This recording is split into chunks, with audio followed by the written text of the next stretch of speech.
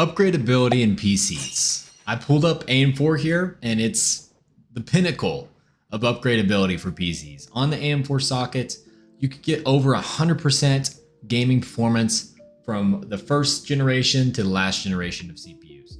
Not only that, you could probably get, I don't have the numbers with me, but probably 3 times, maybe even 4 times more multi-threaded performance if you got a low-end Ryzen part to the 5950X. So that was pretty amazing. I mean, think about it. You got a lot more performance. You never had to upgrade your motherboard. Sure, you might have been stuck on PCIe Gen 4 or Gen 3, I mean, but really in the long run, it didn't really matter. You can use, up to like a 4070 Ti on this platform with a 5800X 3D, probably even faster than that, maybe even a 4080 Super, and be totally fine. Now, I wanted to talk about upgradability today because I just have a story to tell. Also, this, it made me think of this because Arrow Lake was just announced and it's disastrous with a 5% negative, actually 5% slower than the 14900K. If you can see 14900K, in gaming. So basically the 265, oh, that's a 265. Oh, I didn't notice that before. Well, the video I came out with before, I thought it was the i9. Oh well, basically Arrow Lake is like the same speed as Raptor Lake in gaming, maybe even like 5% slower, which is crazy, guys. And the thing is, like, there's gonna be a lot of people that have like a 14900K and they're gonna upgrade to this, like, but why? And today I just wanted to talk about upgradability and how people excessively upgrade their PC, and it actually costs them a lot more money in the long run. People needlessly upgrading all the time, and like how it actually hurts them in the long run. For example, I know someone that they'll buy a platform with like AM4, they'll get a Ryzen 3600, a 650 watt power supply, and then like a 3060, which if you look at the specs, like that's pretty balanced build. Like the CPU, the GPU, they add together 12 gigs of RAM on the GPU, so it's not too bad, right? Well, then like 6 months later, they want to upgrade their GPU, and then because they want more performance. Well, to upgrade their GPU past that, they're gonna have to probably at least get 50% more performance. So you're probably looking at a 4070 at that point. Maybe even something a little bit faster if you want more performance. And then at that point, the Ryzen 3600 is not going to be able to keep up as much anymore, and you're probably going to want to upgrade your CPU. Okay, so you upgrade to maybe a Ryzen 5600 or 5700X 3D, and then, well, what are you going to do with your old parts, right? You're going to have to sell those probably for less than you bought them for.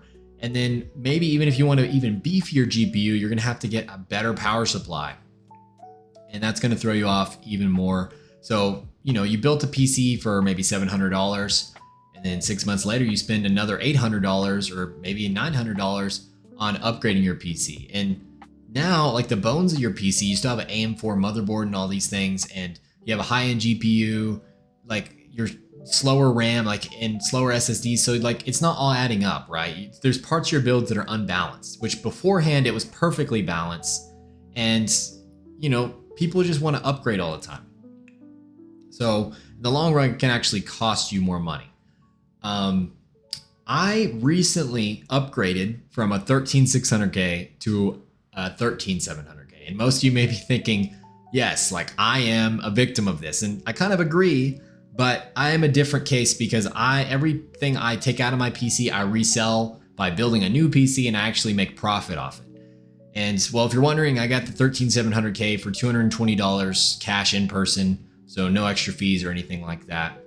And I was asking the guy that I bought it from, I was like, okay, so what CPU do you have now? Like, did you upgrade? And he was telling me he upgraded from the 13700K to the 13900K. At that point, I asked him, well, do you do any content creation? Are you just a gamer, or like, are you a YouTuber? What are you doing? And he just told me he just plays Call of Duty. So, I mean, let's be real, guys. Going from that 13700K to the 13900K isn't going to give you any more FPS in Call of Duty, especially if you consider, get this, I asked him what GPU he had.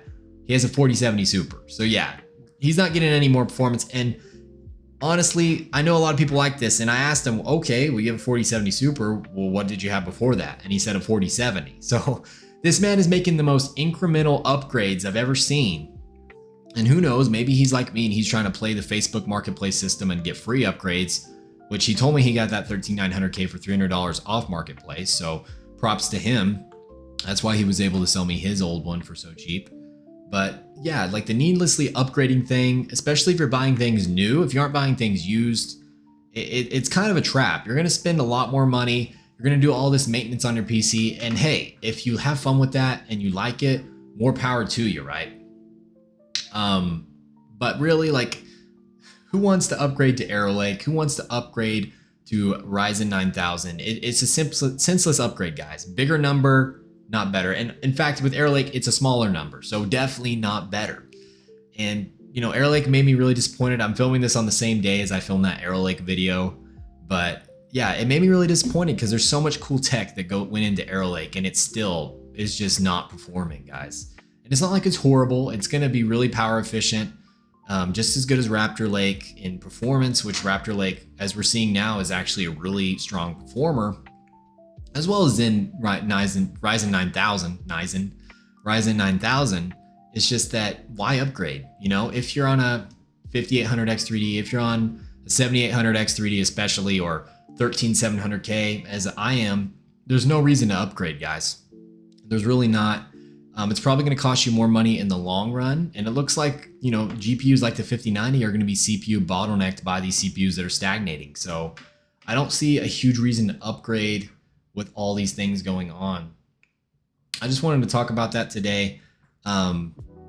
Also, like upgrading, you won't even always get a performance uplift. When I first upgraded my, went from the i5 to the i7, I was only seeing 5% more multi-threaded. My i5 was getting 25K in R23 multi-core score. Obviously, in gaming and single core, they're going to be very similar. And then multi-core, the i7 was only getting like 27K or like 26K, and it was because it was thermal throttling. Like out of the box, that CPU is tuned so horribly. And I haven't updated my BIOS. I know how to tune my CPU, so I'm not worried about it degrading anything. I looked at the voltages and all that, and I turned down the I think it's IA load line, and I turned down the IA load line, and I was able to bring the power way down. It was from like 300 watts. I brought it down to like 240, and I'm getting more performance now. I'm getting 22% more performance, over 30K in Cinebench R23 with my 13700K. But so for me, that upgrade was worth it because I'll sell my old CPU. Well, actually, I put my old 13600K in my mini PC server, and I took the 12600K out of that, and I'll sell that for like 130 bucks or something, or maybe use it in a PC build. But yeah, so this is just a short rant that I wanted to talk to you guys about. You know, AM4 had amazing upgradability. If you bought into Ryzen 36, like a Zen 2 CPU, upgrading to Zen 3 X3D was worth it, you know. But if you bought like a Ryzen 5600, upgrading past that probably wasn't worth it, guys. And think about all the CPU generations we have now as being like a Ryzen 5600 on AM4. Like if you bought into, actually it's less than that really, because if you bought into Zen 5 and you got a Ryzen 7600, and then you wanted to upgrade to the Ryzen 9600, it would be like a 5% gaming gain. You know what I mean? But if you bought into a Ryzen 5600 and upgraded to the 5800 X3D on the same platform, that's a 20% gain, maybe even more in some instances. So it's actually less. And this is what I'm trying to get to you guys. AM4 was a special use case where we were, Ryzen was a new architecture, and they're figuring out how to make those chiplets communicate better. And a lot of the gains we saw was from that. And now that it's a little bit more refined, we aren't seeing those gains anymore. And then with Intel, I don't even know what's going on. They went to tile, and they went from 7 nanometer to 3 nanometer, and they still couldn't pull out any more performance, which is just crazy to see. But yeah, guys, this is my thought on upgradability. I think you just need to build a correct system for your needs now, unless you're planning on buying used, really cheap parts later. But yeah, just buy what you need right now in the moment. And if you need to upgrade later, you can always do that. Prices go down over time. Look on the used market and buy something for half price. My 13700K, $220. Well, it's $410 MSRP after tax. That's less than 50% off. So if you're able to be patient and wait for those crispy used deals on the used market like eBay and Facebook Marketplace, you can really finesse some amazing upgrades. And I'm just telling you guys now, Ryzen 9000, not worth it. Arrow Lake, not worth it. It's not worth it unless you have a specific use case for these systems, and you probably don't, especially for Ryzen 9000. It's like the same thing. But yeah, that's just my thoughts on upgradability. Let me know what you think in the comments. Am I wrong? Should we support 10 generations on one CPU, or one motherboard, which would be great. But honestly, I think most people, they upgrade once and then after that, they're good for like 5 years or so, maybe even more. Yeah, let me know what you guys think in the comments. Silicon Steak, signing out. From GPUs to CPUs, he knows it all. No question too big, no detail too small. He's got the knowledge, he's got the skill.